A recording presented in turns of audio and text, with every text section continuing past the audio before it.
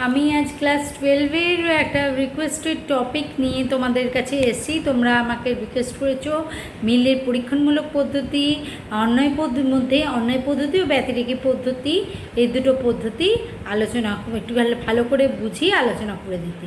তা আজকে আমি সেই ভিডিওটাই করছি। আজকে আমরা অন্যায় পদ্ধতি নিয়ে আলোচনা করব। তাহলে আমরা সরাসরি চলে যাই ভিডিওতে। আচ্ছা, দেখো, মিলের 5টি পদ্ধতির মধ্যে হচ্ছে, এক হচ্ছে অন্যায় পদ্ধতি, 2 হচ্ছে ব্যতিরেকি পদ্ধতি, 3 হচ্ছে অন্যায় ব্যতিরেকি পদ্ধতি, 4 হচ্ছে পরিশেষ পদ্ধতি, 5 হচ্ছে সহ পরিবর্তন পদ্ধতি। তার মধ্যে অন্যায় পদ্ধতি ও ব্যতিরেকি পদ্ধতি, এই দুটো পদ্ধতি হচ্ছে মৌলিক পদ্ধতি। অন্যান্য পদ্ধতিগুলো এই দুটো পদ্ধতিরই বিভিন্ন প্রকারভেদ। হ্যাঁ, তার মধ্যে আবার এই অন্যায় পদ্ধতি ও ব্যতিরেকি পদ্ধতির মধ্যে আবার ব্যতিরেকি পদ্ধতিটা অধিক গুরুত্বপূর্ণ। কারণ কি, অন্যায় পদ্ধতি মূলত পর্যবেক্ষণ পদ্ধতির, এই যে অন্যায় পদ্ধতিটা মূলত পর্যবেক্ষণ পদ্ধতির ওপর নির্ভরশীল।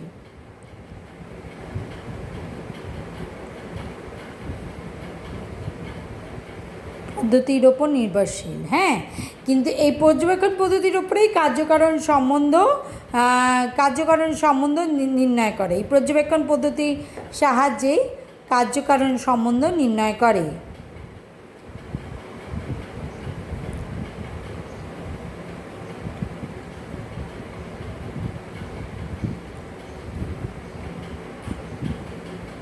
করা হয়। হ্যাঁ,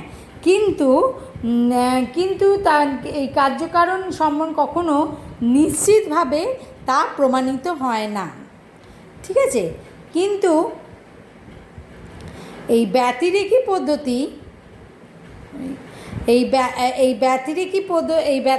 পদ্ধতি একমাত্র পদ্ধতি যার সাহায্যে আমরা নিশ্চিতভাবে কোনো ঘটনার কারণ নির্দেশ করতে পারি। এটার সাহায্যে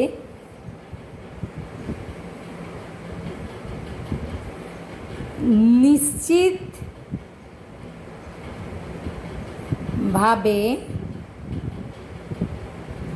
ঘটনার কারণ নির্দেশ করতে পারি।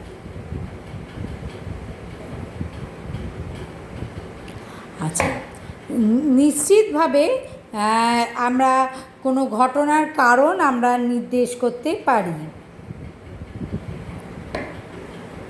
দেখো, ঘটনার কারণ নির্দেশ করতে পারি এই ব্যতিরেকি পদ্ধতির সাহায্যে। ঠিক আছে, এতদূর ক্লিয়ার? মিল এই পর্যবেক্ষণ পদ্ধতিগুলিকে অপনয় সূত্র বলেছেন, অর্থাৎ প্রিন্সিপাল অফ এলিমিনেশন বলেছে। এই যে প্রিন্সিপালস অফ এলিমিনেশন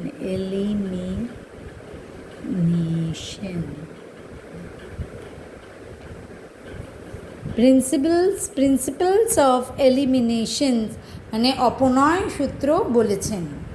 আচ্ছা, তার মানে যে একটি কার্য যখন উৎপন্ন হচ্ছে তখন কিন্তু তার সঙ্গে বিভিন্ন বা আরও আকস্মিক ঘটনা মানে জড়িত থাকে, তাই তো? একটি কার্য যখন উৎপন্ন হয় তার সঙ্গে কিন্তু তার পূর্বে বহু আকস্মিক ঘটনা কিন্তু জড়িত থাকে।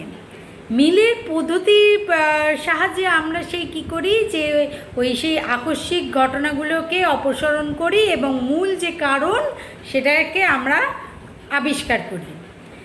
তা এই যে পদ্ধতিগুলোর দুটো দিক আছে, একটা হচ্ছে ইতিবাচক, একটা নেতিবাচক দিক, একটা ইতিবাচক দিক।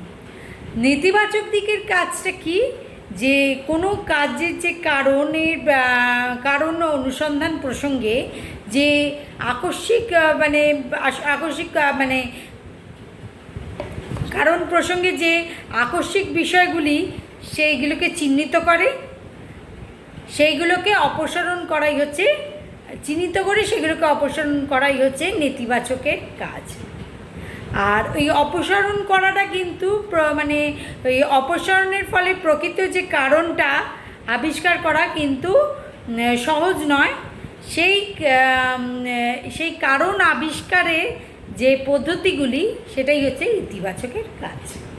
ঠিক আছে, এইবার আসি আমরা অপসারণের সূত্রে। দেখো আমি লিখে রেখেছি, যদি কোনো পূর্ববর্তী ঘটনা অপসারণ করলে কার্য উৎপত্তিতে বাধা সৃষ্টি না হয় তাহলে সেই ঘটনা যে কারণের অন্তর্গত নয় এ কথা প্রমাণিত। তাহলে অপসারণের প্রথম সূত্রে কি বলেছে, কোনো পূর্ববর্তী ঘটনা অপসারণ করলে যদি কার্য উৎপত্তিতে বাধা সৃষ্টি না হয় তাহলে সে যে কারণের অন্তর্গত নয়, সেই ঘটনা যে কারণের অন্তর্গত নয় সেটা প্রমাণিত। আচ্ছা, কার্যকারণ সূত্রে কি বলা হয়েছে? কার্যকারণ সূত্রে বলা হয়েছে যে প্রতিটি কার্যই কোনো না কোনো কারণের দ্বারা উৎপন্ন হয়, মানে কারণ থাকলেই কার্য থাকবে, আর কারণ যদি না থাকে তাহলে কার্য উৎপন্ন হবে না। যদি দেখা যায় যে কোনো ঘটনার অনুপস্থিতিতে কোনো কার্য উৎপন্ন হচ্ছে, হ্যাঁ, যে কার্য উৎপন্ন হচ্ছে, তাহলে সেই ঘটনাকে কারণ বলা যাবে না। সে যেমন সান্ধ্যভ্রমণকে বলা হয় যে সর্দি হওয়ার কারণ, কিন্তু যদি দেখা যায় সান্ধ্যভ্রমণ বাদ দিলেও যদি সর্দি হয় তাহলে সান্ধ্যভ্রমণকে সর্দি হওয়ার কারণ বলা যায় না। ঠিক আছে, অপসারণের দ্বিতীয় নিয়মটা কি, যে এমন হয় যে যদি কোনো পূর্ববর্তী ঘটনার উপস্থিত না থাকলে কার্যটি উৎপন্ন হতে পারে না, তাহলে সেই পূর্ববর্তী ঘটনাকে সেই কার্যের কারণ বা কারণের অংশ বলা হয়। ঠিক আছে, আচ্ছা, এই সূত্রটাও, এই যে দ্বিতীয় সূত্রটাও হচ্ছে কার্যকারণ সূত্রের অন্তর্গত। কার্যকারণ সূত্রে কি বলা হয়েছে, কার্যের উৎপত্তির জন্য কারণের প্রয়োজন হয়। কোনো কার্য উৎপত্তিতে যদি পূর্ববর্তী ঘটনাসমূহের মধ্যে যদি কোনো অংশকে বাদ দেওয়া হয়, মানে অপসারণ করা হয়, এবং সেই কার্যটি উৎপন্ন হতে না পারে, তাহলে সেই ঘটনার সঙ্গে সেই কার্যের কার্যকারণ সম্বন্ধ আছে এ কথা বোঝা যায়। বুঝতে পেরেছ কি বললাম, যে একটা আমরা তো বুঝতেই পারছি যে কারণ থাকলে কার্য হবে, কার্যের জন্য একটা কারণের উপস্থিত প্রয়োজন হয়। একটা কার্য উৎপন্নের ক্ষেত্রে যে তার পূর্ববর্তী যে বিভিন্ন ঘটনা আছে তার মধ্যে যদি কোনো একটা ঘটনাকে বাদ দেওয়া হয় এবং সেই ঘটনাটাকে যদি বাদ দিয়ে দেওয়ার জন্য যদি কার্যটা উৎপন্ন না হয়, তাহলে সেই ঘটনাকে আমরা বলবো তাহলে সেই ঘটনাটা সেই কাজের সঙ্গে কার্যকারণ সম্বন্ধ আছে, সে কথা আমরা স্বীকার করতে বাধ্য হব। যেমন ম্যালেরিয়ার পূর্ববর্তী বহু ঘটনার মধ্যে যদি অ্যানোফিলিস মশাটাকে আমরা বাদ দিই, মানে অপসারণ করি, তাহলে ম্যালেরিয়াও অপসারিত হবে। সুতরাং অ্যানোফিলিস মশার কামড় এবং ম্যালেরিয়া হওয়ার মধ্যে যে কার্যকারণ সম্বন্ধ আছে এ কথা বোঝা যায়। ঠিক আছে, আমি অপসারণের এই সূত্রগুলোকে পড়াচ্ছি, তার কারণ হচ্ছে এই অপসারণের সূত্রের সঙ্গে কিন্তু তোমাদের যে 5টি পদ্ধতি আছে তারই ভিত্তি হচ্ছে এই অপসারণের সূত্রগুলো। আর যেহেতু তোমরা অন্বয় পদ্ধতি এবং ব্যতিরেকি পদ্ধতি আমাকে বলেছ বুঝিয়ে দেওয়ার জন্য, অন্বয় পদ্ধতির ভিত্তি হচ্ছে কিন্তু অপসারণের প্রথম সূত্র এবং ব্যতিরেকি পদ্ধতির ভিত্তি হচ্ছে অপসারণের দ্বিতীয় সূত্র।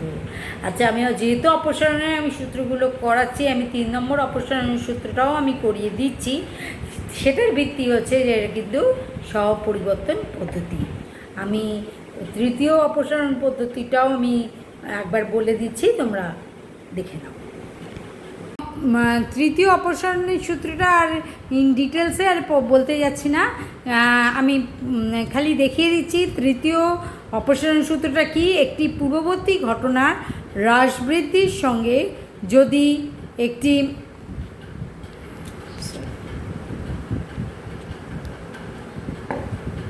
হ্রাসবৃদ্ধির সঙ্গে যদি একটি পরবর্তী ঘটনার হ্রাসবৃদ্ধি ঘটে তাহলে তাদের মধ্যে কার্যকারণ সম্বন্ধ আছে। ঠিক আছে, এটা হচ্ছে তৃতীয় অপসারণের সূত্র।